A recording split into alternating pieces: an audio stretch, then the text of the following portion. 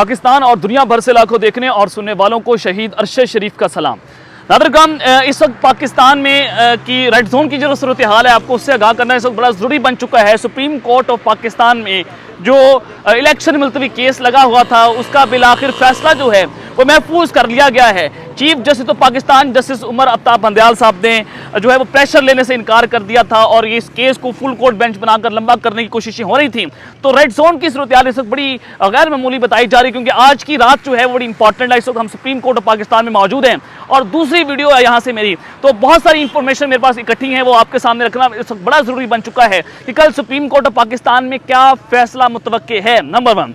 दूसरा ये कि अगर कल जो है वो इलेक्शन मुलतवी हो जाता है तो मामला किस जानिब जाएगा, और हुकूमत जो है वो इस अगर फैसला जो आ जाता है उसको मानने से इनकार कर देती है तो उसके बाद जो है वो हालात किस जानिब जाएंगे, ये बड़ा इंपॉर्टेंट होता चला जा रहा है। अलार्मिंग सिचुएशन है। और फिर उसके बाद इमरान खान साहब की जो अब तक की सबसे इंपॉर्टेंट ट्वीट है, ये बड़ा आपके लिए समझ जरूरी है कि इमरान अहमद खान न्याजी ने बाकायदा तौर पर फौजी बगावत का ऐलान कर दिया है। अगर मैं यूं कहूं तो कहना गलत नहीं होगा। म्यांमार या तुर्किया, ये इस वक्त बड़ा इंपॉर्टेंट है। खान साहब ने दोनों का नाम ले दिया है और कल होने क्या जा रहा है इस हवाले से अहम तरीन तफसीलात आपके सामने रखनी है। इस्लामाबाद की सूरत हाल से आपको आगाह करूंगा और शहर इक़्तिदार में जो हलचल है, खास तौर पर वज़ीर-ए-आज़म office, red zone, Supreme Court of Pakistan, election commission, ये सारे ऑफिस जो हैं वो आज फैसला महफूज को गैर महफूज ना बना दिया जाए। इस हवाले से तमाम तफसीलात आपके सामने रखनी है। लेकिन अगर आपने चैनल को सब्सक्राइब नहीं किया, चैनल को लाजमी सब्सक्राइब कर लें, बेल आइकन को दबा दें। आने वाली तमाम तरह अपडेट्स आपकी खिदमत में बर वक्त पेश होती रहें। नादरगाम, जब हम सुप्रीम कोर्ट आए सुबह से यहाँ पर मौजूद हैं, रिपोर्टिंग कर रहे हैं, लगातार यहाँ पर हम कोर्ट रूम में मौजूद थे। जब मैं यहाँ पर आया तो हमने देखा कि गैर मामूली ये था कि एक बख्तरबंद गाड़ियाँ यहाँ पर मौजूद थी। दूसरा, गैर मामूली सिक्योरिटी थी, रेंजर्स तलब की गई थी, FCI थी, इस्लामाबाद पुलिस आई थी, हर तरह के दायरा एक्टिव था, हर तरह की एजेंसीज जो है वो यहाँ पर एक्टिव थी। और फिर आपने देखा कि बख्तरबंद गाड़ियाँ पर लाकर और मीडिया को अंदर जाने की इजाज़त जो है वो नहीं दी जा रही थी। वुकला हज़ारों की तादाद में यहाँ पर मौजूद थे और वुकला ने आज जिस तरह से रेफरेंडम जो है वो दिया, और ये मैं आपको थोड़ा दिखाना भी चाहूँगा, बल्कि आज वुकला जो है वो कौन सा प्ले कार्ड लेकर खड़े थे कि नेशन स्टैंड विद कॉन्स्टिट्यूशन, कि कौम जो है वो जनाब आइन और कानून के साथ खड़ी हुई है और आइन और कानून से कोई बड़ा नहीं हो सकता। Chief justice of Pakistan Umar Aftab Bandial sahab को वहां पर जनाब कोई उनको दबाने की कोशिश की गई और चीफ जस्टिस उमर अफ्ताब बंदयाल साहब ने कहा कि मैं पाकिस्तान का चीफ जस्टिस हूं, किसी का गुलाम नहीं हूं। इससे पहले आपने देखा कि उनको ब्लैकमेल किया गया था, उनको धमकियां दी जा रही थी। और मैं आपको बहुत बार खबर भी दे चुका था कि मरियम नवाज जो हैं वो पहले चीफ जस्टिस पाकिस्तान उमर अफ्ताब बंदयाल साहब जो हैं उनसे मुलाकात करने की कोशिशें करती हैं, अपने लोगों के जरिए पैगामात रसानी होती है कि आप जो है वो इलेक्शन के ऊपर बात ना करें, आप इस मामले को टेकअप ना करें। उससे काम नहीं बना, फिर डायरेक्टली जजेस के ऊपर हमले किए जाते हैं। अब लाहौर हाई कोर्ट में मरियम नवाज का जो केस लगा हुआ है तौहीन अदालत का, वो दरख्वास्त जो है वो समाअत के लिए मुकर्रर हो चुकी है। और फिर जनाब मामला यह है कि प्रोपेगेंडा किया जा रहा है इस वक्त नून लीगी गुल्लू भट्टों की तरफ से कि सुप्रीम कोर्ट ने हुकूमती सियासी जमातों के वकला को सुनने से इनकार कर दिया है, क्योंकि हर वकील को टाइम दिया गया, हर तरह से वहाँ पर जो उनको चीफ जस्टिस ने आधा घंटा टाइम दिया, सब ने अपने रिमार्क्स दिए, लेकिन जो हुकूमती वकला हैं वो बदतमीजी पर उतर आए तो chief justice of Pakistan Umar Aftab Bandial sahab ने उनको सुनने से इनकार कर दिया। और फिर यह मामला है कि इरफान कादी साहब ने बात की कि जस्टिस फादी कायदी साहब सीनियर जज हैं, उनके फैसले को नजरअंदाज नहीं किया जा सकता, यानी कि जस्टिस कादी फादी साहब का 2 रुकनी बेंच ये फैसला करेगा कि chief justice of Pakistan Umar Aftab Bandial sahab जो हैं वो असखुद नोटिस नहीं ले सकते। और एक मुल्क का चीफ जस्टिस आप उसके फैसले को लिमिट करने की कोशिश करेंगे, ऐसा नहीं हो सकता। 2 रुकनी बेंच का फैसला 5 रुकनी बेंच के ऊपर फोकस नहीं रखता। आज भी चीफ जस्टिस पाकिस्तान उमर अफ्ताब बंदयाल साहब जिन्होंने वाज़ेह कर दिया। और जनाब चीफ जस्टिस ने इस पर कहा कि जस्टिस फायद ईसा से परसों मुलाकात हुई है, जस्टिस फायद ईसा ने मुलाकात में कुछ इश्यूज हाईलाइट किए हैं और रूल्स बनाने के लिए अनकरीब फुल कोर्ट इजलास बुलाएंगे।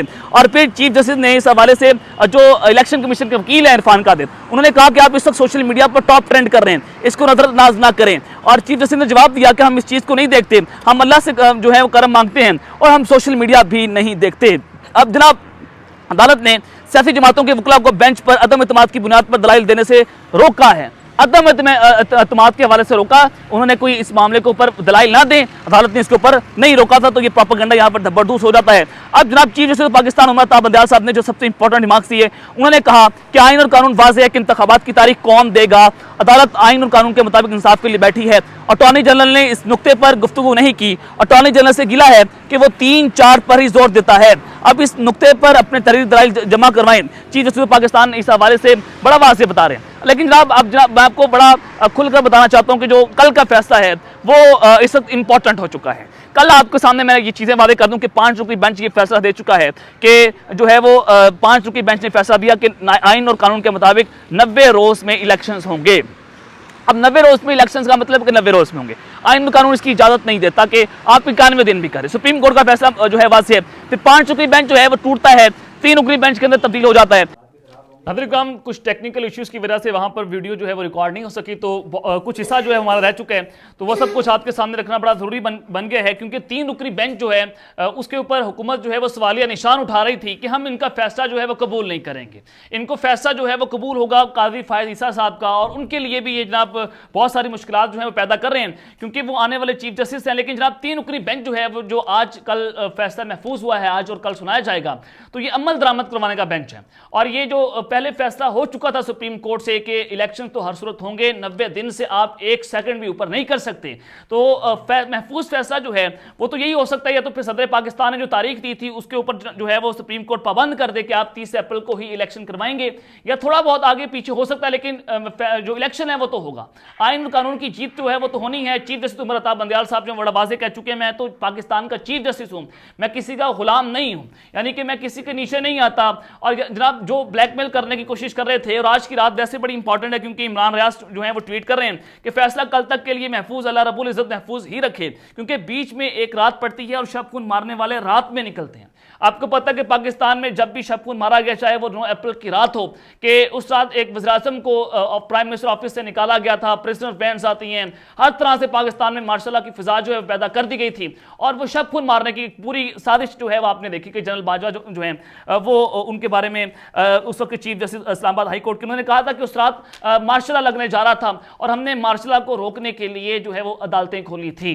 तो एक बार फिर से ये फिजा पैदा होना शुरू हो गई है। इमरान खान साहब ने एक बड़ी इंपॉर्टेंट ट्वीट की है, और अब तक की सबसे खौफनाक, सबसे खतरनाक ट्वीट इसे कहूं तो कहना गलत नहीं होगा, क्योंकि इमरान खान साहब जो हैं उन्होंने जनाब रेड लाइन एक बार फिर से क्रॉस कर दी है।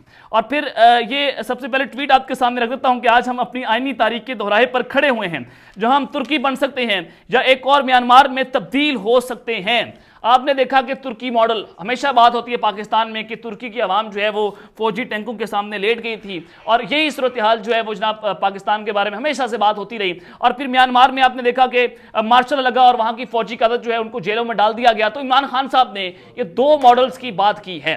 तो ये मामला जो है वो किस जानिब जा रहा है, बड़ा इंपॉर्टेंट होता चला जा रहा है कि इमरान खान साहब अब खुलकर सामने आ चुके हैं। बहुत सारे ये सहाफ़ी, सो कॉल्ड सूडो जर्नलिस्ट जो है वो बात कर रहे थे कि इमरान खान जो है वो एस्टैब्लिशमेंट से बात करने के ख्वाह हैं, वो कहते हैं कि जनाब आएँ बैठ कर बात करें, उनको वज़ीर-ए-आज़म बनाएं। लेकिन यहाँ पर ये ट्वीट वाज़ेह तौर पर बता रही कि इमरान खान साहब झुकने के लिए तैयार नहीं हैं। वो जनाब अपने कातलों को तो माफ़ कर सकते हैं, वो पाकिस्तान के आइन और कानून का सौदा नहीं कर सकते। और ये जो एनआरओ मांगे जा रहे हैं, चाहे वो ताकतवर हल्के हो, चाहे वो जो है वो पाकिस्तान की ये इंपोर्टेड हुकूमत हो। ये सुहेल राइस साहब जो है वो जियो न्यूज़ के प्रोग्राम में बैठकर बात कर रहे थे कि इस्टेब्लिशमेंट जो है वो खौफजदा है कि अगर इमरान खान साहब वापस आ गए तो वो जनाब इनको जो है वो हमें सजाएं देंगे, हमारे खिलाफ एहतजाज करेंगे। तो ये मामला जो है वो सब कुछ आपके सामने है कि इस्टेब्लिशमेंट खौफजदा है, और इस्टेब्लिशमेंट जो इमरान खान साहब यकीन दहानी मांगना चाहती है। ये सुहेल राइस साहब के जो हैं अल्फाज हैं। तो इमरान खान साहब कहते हैं कि हमें हर किसी को इंतखाब करना होगा कि किसी तहरीक इंसाफ की तरह आइन कानून की हुक्मरानी और जमहूरियत के साथ खड़ा होना है, या जो है वो माफिया जंगल कानून और किस्तायत के साथ देना है। तो जनाब ये बड़ी इंपॉर्टेंट ट्वीट जो है वो खान साहब की तरफ से की गई है।